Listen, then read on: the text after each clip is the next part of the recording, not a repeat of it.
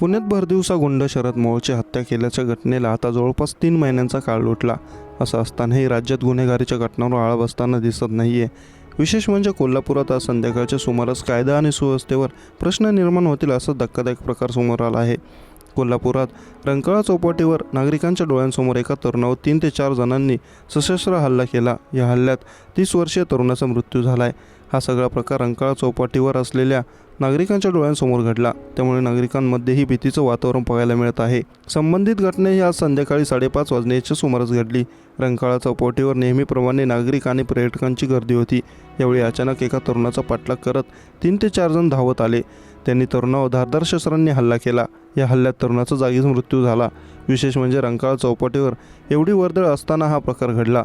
त्यामुळे आरोपींना पोलिसांचा भय राहिलेला नाही हे स्पष्ट होताना दिसतंय. मिळालेल्या माहितीनुसार मृतक तरुणाचं नाव अजय शिंदे असं होतं. तो 30 वर्षांचा होता.